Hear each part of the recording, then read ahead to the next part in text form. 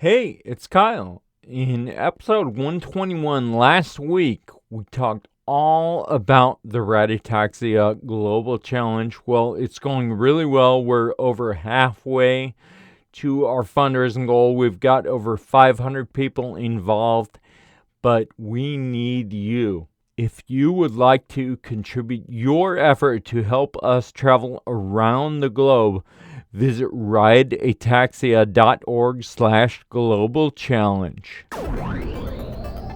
Welcome to the Two Disabled Dudes podcast. We believe life is about how we react.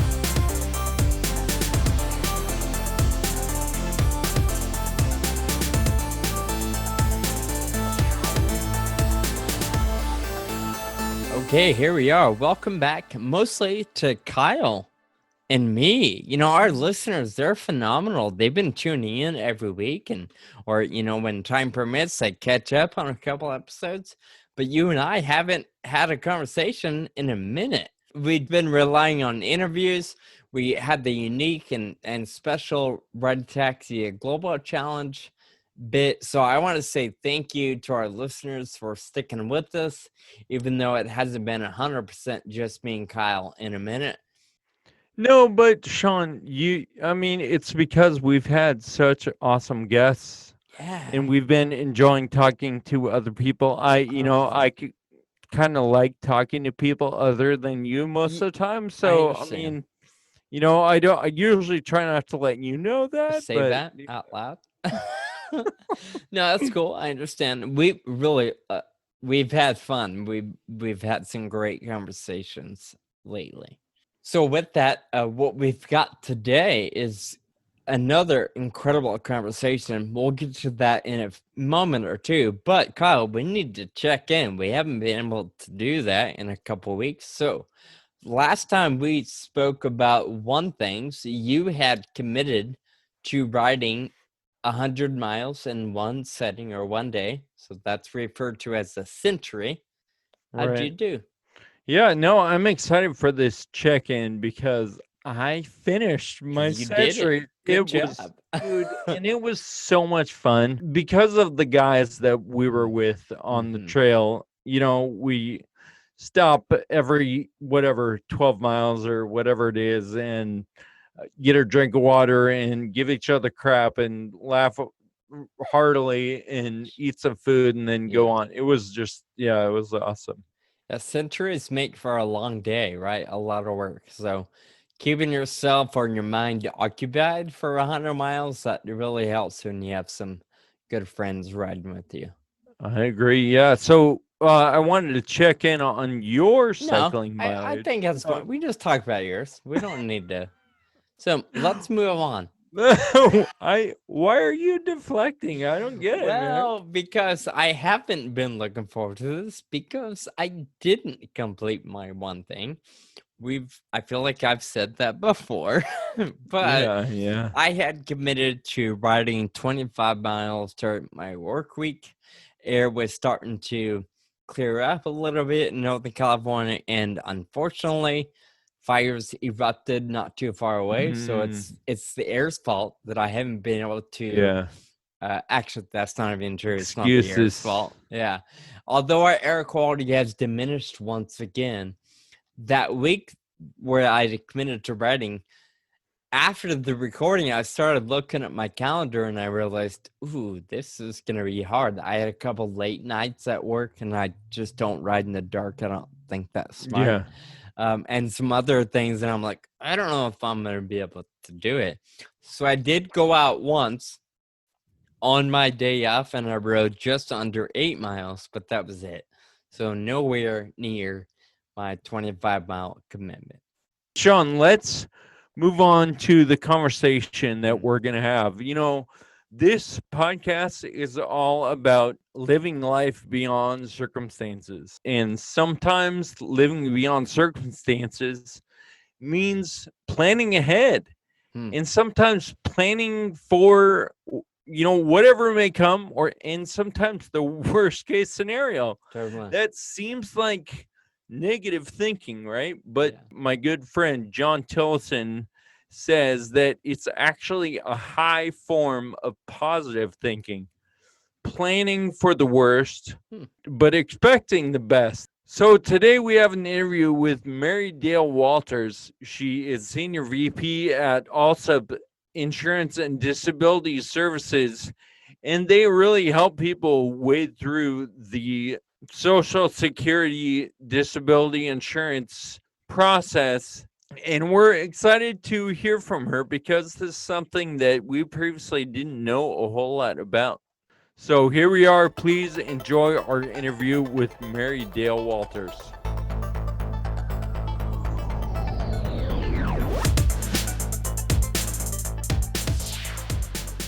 Thank you for joining us today on the Two Disabled Dudes podcast. Happy to be here. First of all, why don't you tell us what Social Security disability insurance is? Sure. When we work, and if we look carefully at our payroll stubs, we'll see the phrase FICA taxes.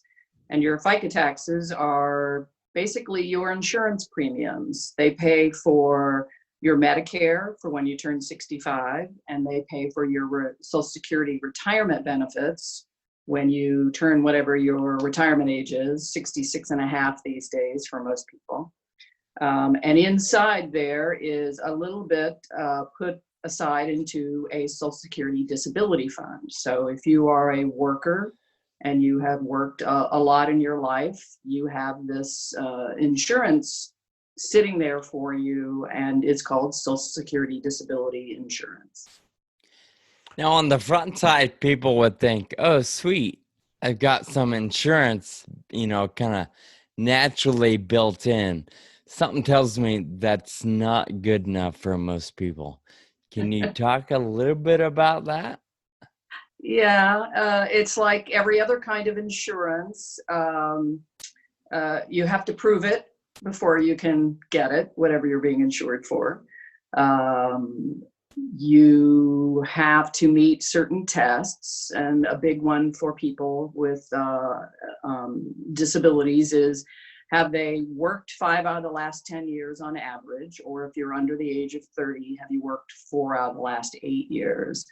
And they use the phrase insured. That means that you've been putting money into the fund most recently to make sure you have that coverage.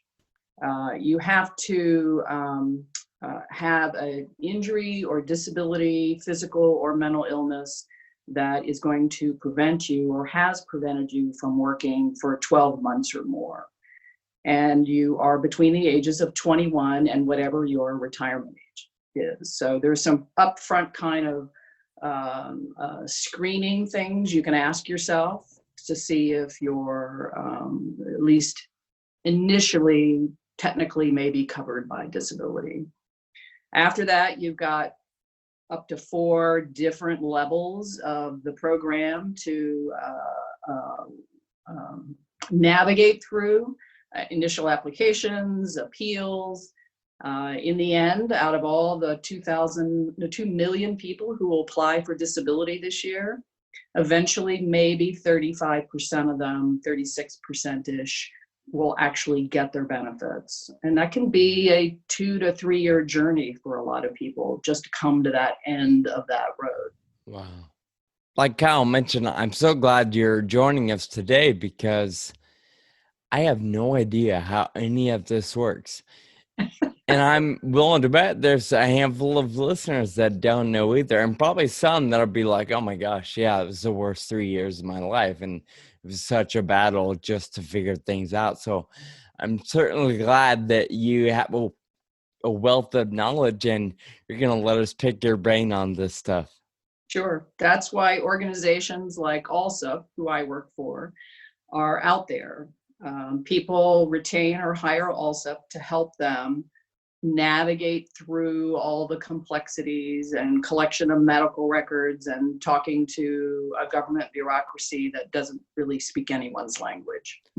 So if you don't mind, let's sort of pause the conversation there. Give us a little background on you, how you got involved with Allsup and how this became a career path for you. Good question. I came to Allsup about 13 and a half years ago, and I was coming from a big global corporation, and I was not even aware that organizations like Allsup existed. And I was interested in helping people, and also kind of helping people navigate government programs, which I'd kind of been in before in the legal world. In my case, it became a very personal kind of journey because my sister had a rare disease, and she got on Social Security disability benefits. And whenever I talk about benefits and people who need them and the hoops you had to jump through, I think about her and her journey through not just battling her rare disease that took her life in the end, but also all the bureaucracy for programs in and around her trying to manage her disease that she was trying to battle through at the same time. It's not an easy process when you have all these different components coming at you and you are trying to manage a disease and make sure that you can get healthy, you can get treatment, that you're going to survive your disease, or your mental illness doesn't take over your life to the point where you can't function anymore. And if you have a severe mental illness, government programs like this make it even more difficult to navigate. So it became kind of a personal journey for me in the end. I've done everything for the company from managing the screening program that helps people understand if they're eligible. Now I work in government affairs also, so I spend a lot of time talking to Congress and members of disability organizations about this program and the benefits of disability coverage. Well, I really appreciate that you took charge. I mean, I think that's sort of how it works in this community, in rare disease, and maybe just in life in general. Like, there's certain things that affect us, and we could turn our back or brush it off, or we could stand up, be like, all right, this affected me, and I'm going to do something about it because I want to help other people that it affects. And Yeah. I think that's really, I mean, that shows a lot of character, and I really appreciate that approach. Well, I appreciated my, the name Allsup is the name of our owner. He's still with the company. He spent his early career in Social Security offices in Iowa and Kansas and realized this process wasn't easy for people he met. So he has spent more than 35 years kind of pushing, shoving. I always say he has sharp elbows. He pushes and shoves and tries to work on behalf of people with disabilities against a well-meaning but difficult organization to get through. So SSA. Yeah, you say well-meaning, you know, I think probably there's most people are in it to do good for other people, right? But when the system gets so huge, and I mean, there's so many people working on it and they don't talk to each other, right? Like, it's impossible for everybody to talk to each other. You know, maybe it's that much more important for a company like Allsup to come in and help people wade through all of this stuff. Yeah, particularly when you first apply for benefits. Most people apply on their own without any assistance. Only about 35% of people who first apply will be told, okay, you can get your benefits, or we believe you at this stage. Most representatives like Allsup don't help people at that level. They wait until they're in an appeal level to step in. But if you have an organization like an Allsup, which does help people at that first level, your ability to get your benefits increases by 50% because you have someone who understands what Social Security needs. We're kind of confirming for you and Social Security in advance before you go down that path that you are eligible. A lot of people apply and are not eligible. A lot of people don't have insurance coverage anymore. I mentioned the 5 out of 10 years. About 800,000 people who apply every year are almost immediately thrown out because they aren't insured any longer, or they're not legal residents of the country. They're not technically eligible, as Social Security says it. So the only way for you to know if you're eligible, if you go down that path on your own, is to actually apply either online, on the telephone, or get into a field office to apply, which you can't do right now because of COVID. And then you're waiting a long time for someone to go, oh, you're not eligible. In our environment, you spend 10 minutes doing a kind of a screening question, answering some questions, and we're pretty good at saying you're not eligible, or it looks like you're eligible. Yeah. We can't confirm that because that's Social Security's job. But so having help in the beginning means getting there faster, getting a decision faster, usually a more positive decision because you have help. But only 27% of people who apply actually go out and get a representative. And a lot of those people who do are people with disabilities who need somebody to manage that complexity for them because they have too many other things to do in their life. They've just been diagnosed with cancer or MS or early onset Parkinson's or something like that. Yeah. So a couple things come to mind. Like, first of all, I like that you say it that way because you're right. You know, if you're just diagnosed with something life-changing, you've got a lot to worry about. Then there's this beast of navigating, you know, government assistance, which I know is not easy for anybody. Mm-hmm. So my question is, let's say let's just paint a scenario. Somebody was just diagnosed, they've been working, they were just diagnosed with something like cancer. They begin a regimen of treatment, chemo, whatever they're going through. They have to wait. Did you say the waiting period essentially is 1 year? There's a waiting period for benefits to begin, which is actually 5 months. The idea is you have to be able to tell and prove to Social Security that you're not going to be able to work for the next 12 months, or you've been sitting out almost 12 months. Cancer is a great example. There's something called a compassionate allowance. There are about 250 different types of compassionate allowances. Pretty much any kind of stage 4 cancer, which is that diagnosis we don't want. You know, think about people who find out today they have stage 4 pancreatic cancer because they didn't have any symptoms before that. Social Security knows that the likelihood that you're going to survive a year is small, so they will immediately give you benefits within probably a month or so. But let's say I'm diagnosed with a certain type of cancer and I stop working, and the treatment makes it difficult for me to work, and I can't sustain my work environment. And my doctor says to me, you've got 6 months of chemo ahead of you, you've got these infusions, we're going to try to beat this, it's level 2. And the treatment itself makes it hard for you to work and stay at work. Sure. They also take that into account. A lot of people, you know, they're taking a medication, or the treatment itself makes it impossible for them to work. So if you can project reasonably, logically, and with your doctor's agreement that you're not going to be able to work for the next 10 months because of your diagnosis, that can count. It's a tougher sell. Sure.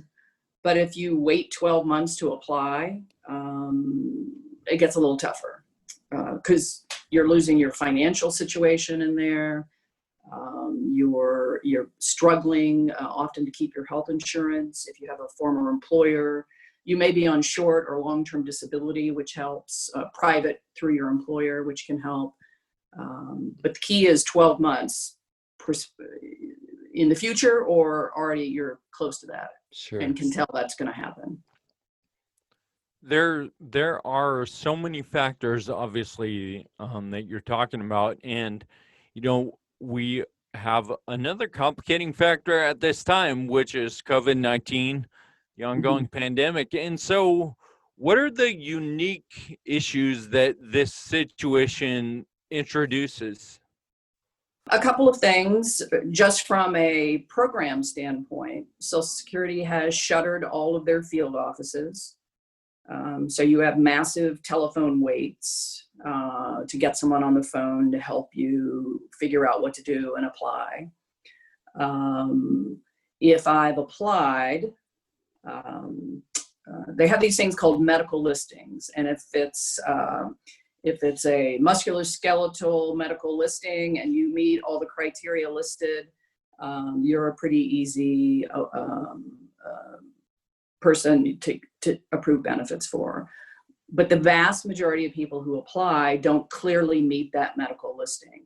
So typically, in many scenarios, including even if you look like you meet the listing, Social Security wants you to go to what they call a consultative exam, which is an exam with their own doctor in your local community, because they no longer have to weight, so to speak, your own doctor's opinion over their own. They changed this rule a couple of years ago, which means I could have MS, I could be treated for 10 years, and they could send me to somebody who after 30 minutes goes, well, I think she can still work, even though she has MS. Now, because of COVID, doctor's offices have closed. Applicants do not want to risk getting COVID because they are high risk category. So Social Security has suspended that requirement. It's not like they're letting people go without them. They're just saying, okay, we're not going to cancel out your claim. We're going to wait. And they don't really have a plan inside the agency at the national level to help understand when things are going to go back to even semi-normal. It can vary by where you live, but it's kind of ground to a halt there. If you are a typical person and because of COVID, you are putting off, let's say, standard medical routine tests like colonoscopies, mammograms, and other kind of standard tests that people do to stay healthy and maintain their health during the year. People are putting those off, and hospitals are not. Some of them are just starting to do that type of screening again. What I think much of the medical community and the disability community is worried about is you're going to see an uptick in people with a more advanced colon cancer, with breast cancer, because they didn't go through the screening processes like they typically would. And by the time they get caught up in all of that, they're going to have a diagnosis they didn't want to hear.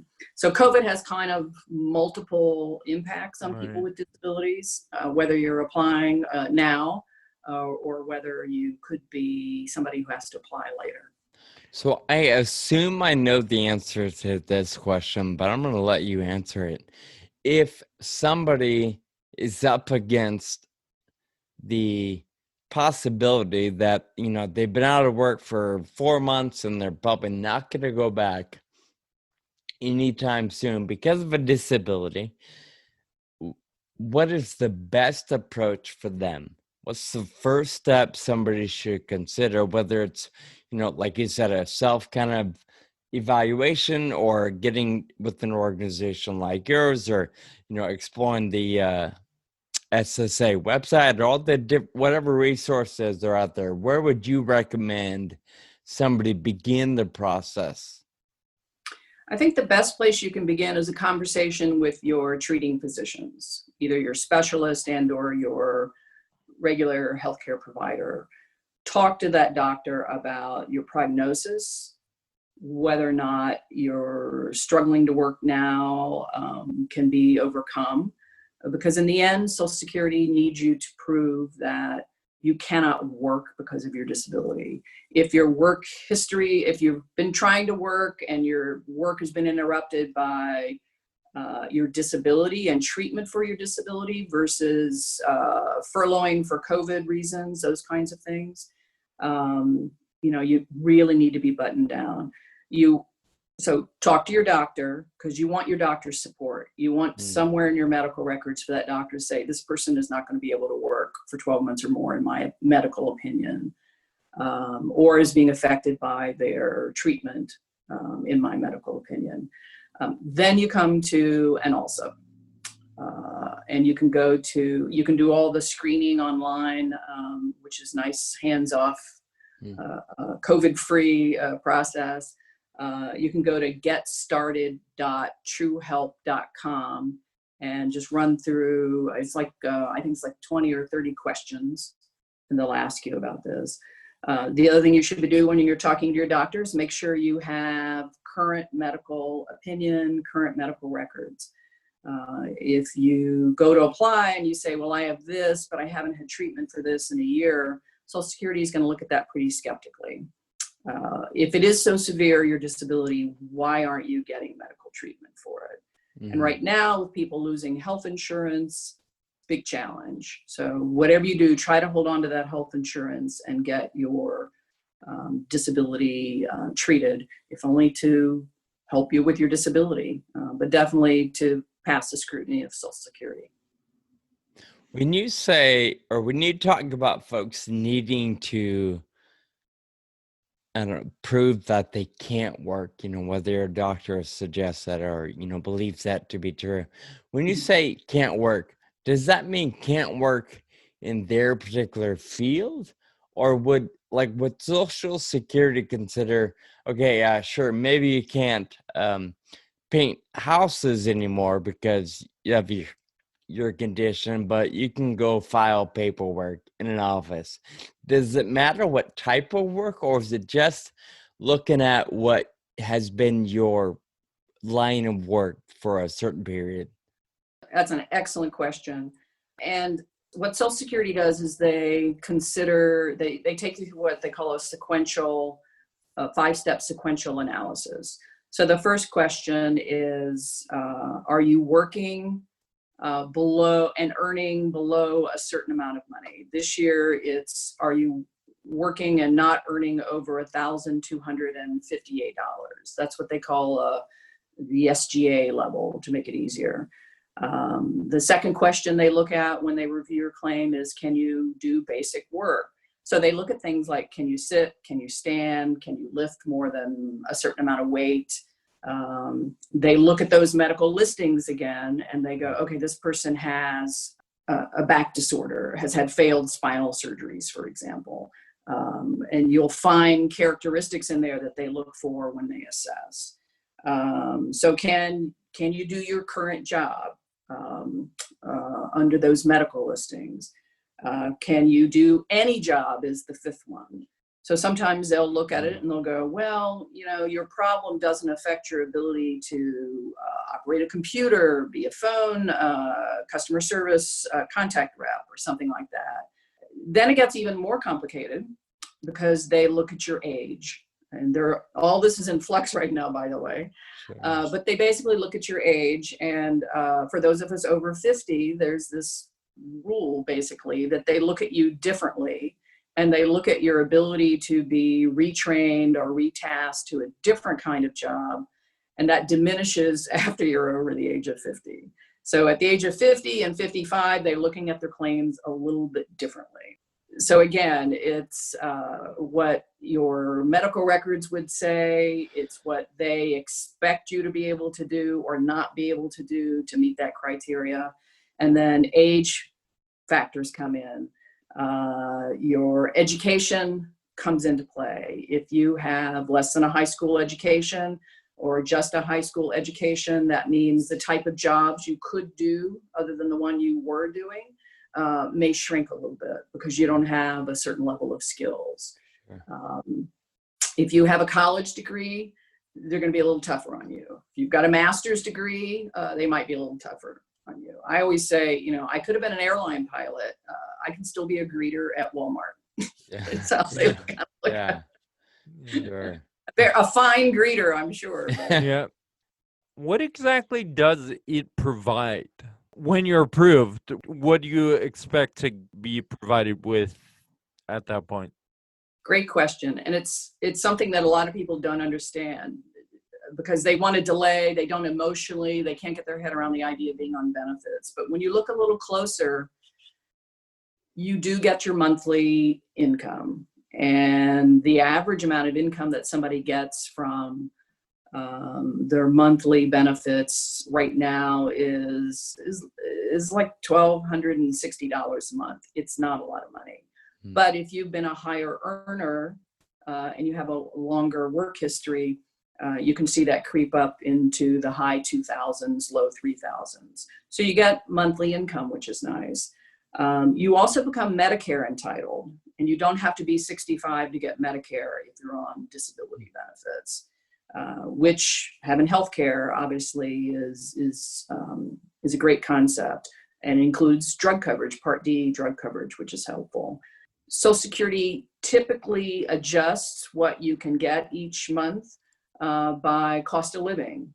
So every January, there's usually a cost of living increase in the amount of your benefits. So that helps a little bit with you keep up with inflation. Most people don't realize that if you are on benefits, Social Security pays organizations to help you get back to work, because a lot of people want to try to go back to work. And there's a program called the Ticket to Work program. And Allsup has a sister company called Allsup Employment Services, and it's a Social Security authorized employment network. And for free, they will help you over the next 5 years of getting back to work and protecting your benefits along that path. If you are lucky enough, and you're one of the 35% of American workers who have long-term disability insurance privately through your employer, and you go out on disability on their claim, on their policy, and they don't think you're going to go back to work either, they typically will say to you, you need to apply for disability benefits, because they're a for-profit entity and they want to remove from what they're paying you what you're going to get from Social Security. That's called an offset. A big thing that most people don't realize is, it's a long list. I apologize. When you go on disability, they stop calculating your quarters of contributions for your retirement benefits, because when you turn your retirement age, let's say 66 and a half, you go off of disability and onto retirement. Well, in the old days, if you went on disability at 55 and they calculated your retirement benefit at 66 and a half, you had 11 and a half years of zeros being calculated into your payment. Now they freeze that. So if I started work at 20, I worked on 55, they're just looking at that time frame for calculating what my retirement benefits are. And the other one, nice to have, is if you have dependents in your household under the age of 18, they can also get disability benefits along with their parent or guardian. It's a long list, like I said. Yeah. There's lots of stuff in there that you've been paying for with your FICA taxes. Yeah. So when people try to say to you, oh, you shouldn't get this, you don't need this, you should at least make the effort if you think you're honestly eligible, or if you just want to understand it better. Again, you go through our screening and we help you do that. Well, Mary Dale, it has been a pleasure. I feel like we could talk to you forever, but but this is just an introduction to the subject, and I really appreciate your personal story and moving the subject forward with that, and then your expertise. I know our listeners are going to benefit from those things. So thank you so much for being on the podcast with us today. Sure. Happy to be here. You can download a free, we have a free ebook about applying for disability. It's written by Mr. Allsup, and you can get that at truehelp.com. And you can also take the assessment, the same place, and kind of learn before you make your final decisions if you're eligible or not. Well, thank you again. We enjoyed the conversation. Have a great day.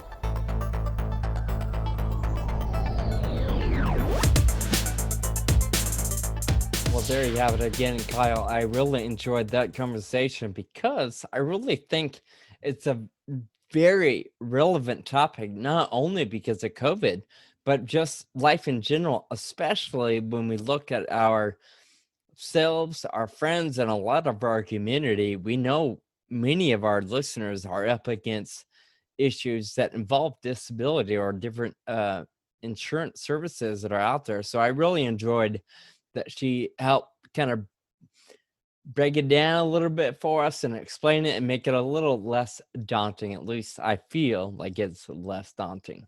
Yeah, and there's so much that we have to deal with, right? Right. And it's so complex, that system, and to have an expert that knows everything about it and all the Totally. changes and stuff Yeah. is really valuable.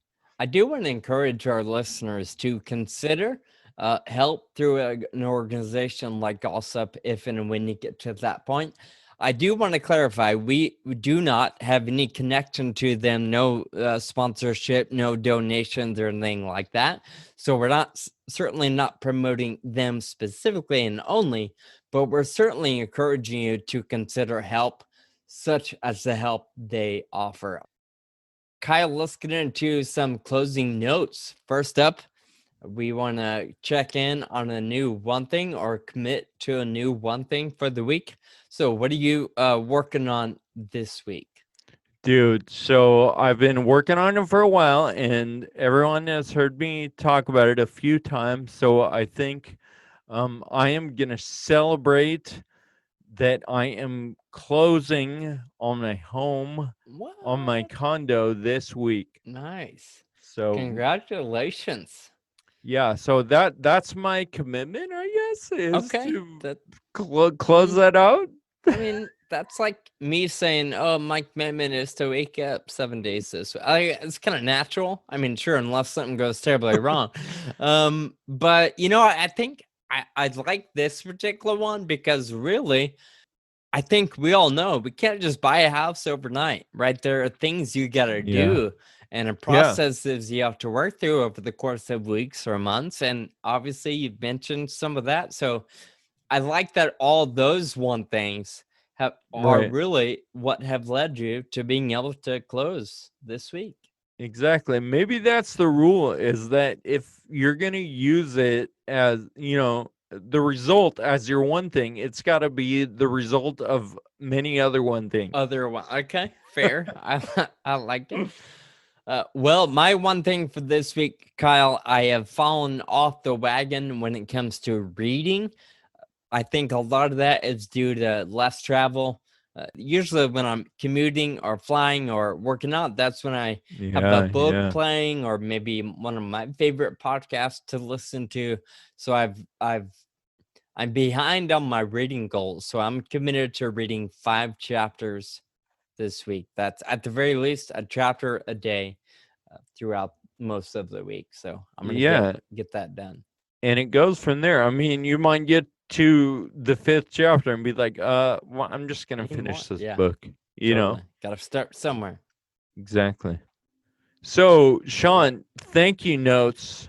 We close every episode with a little gratitude. So this week, my thank you note goes to Andrew Stratton, who we both know. And my thank you note goes to her because the last 'Cause 2 you're in trouble. conversations. I feel like you're in hot water, so you're using this platform to beg for forgiveness, baby.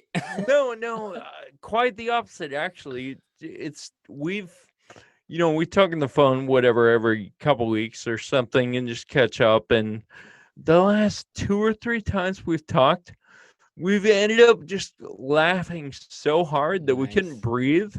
And I just really appreciate, you and I have those interactions often, and I just want to recognize friends like that, to be able to connect like that and really take a load off and just laugh hilariously for a little while is amazing. So thank you, Andra. Love that. That's cool. Well, my thank you note is gonna go out to everybody really involved in making virtual stuff still fun and engaging. Now, I get it. For some people, it's not fun. Like, especially I think school every day, 8 hours or 6 hours or whatever it may be. But I appreciate that this season of life has given everybody the opportunity to engage at a different level of creativity and engagement. So I'm thankful that you and I have still been able to connect. I think of Andrea, having her on, and we did a couple of funny YouTube videos early on during Yeah. COVID. Just this week, our friends over at Brilliantly Resilient released their episode of you and I on the web call with them. So Yep. just things like that, we're still able to connect and engage. The global challenge has been pretty awesome to watch and see what you guys are doing there. So overall, I'm thankful that the world is pivoting and still at a lot of different levels. It's interesting and engaging and fun to be a part of. Yeah, and even like our virtual panel that we did with the Amicus, right? Oh, And yeah. we did a few others. Like that one was specifically an episode that people can check out. Sure. But we've done a few others as well, and it's just been a really good opportunity to connect. So a lot of things to be thankful for from us. We would encourage our listeners, you guys, to be thankful as well. We believe in the power of just being grateful and thinking through the positive and good things that unfold in our lives. So we're to encourage you to make a note, call a friend, send a text, whatever it may be, express some gratitude. That's it for the Two Disabled Dudes, episode number 122. Thank you for being here and listening. We look forward to talking to you again next week. Until then, keep living with urgency. Thank you for listening to the Two Disabled Dudes podcast. Find us online at twodisableddudes.com and subscribe on your favorite podcast app. Connect with us on Facebook, Twitter, and Instagram. Special thanks to our friend and audio producer, Jake Tompkins.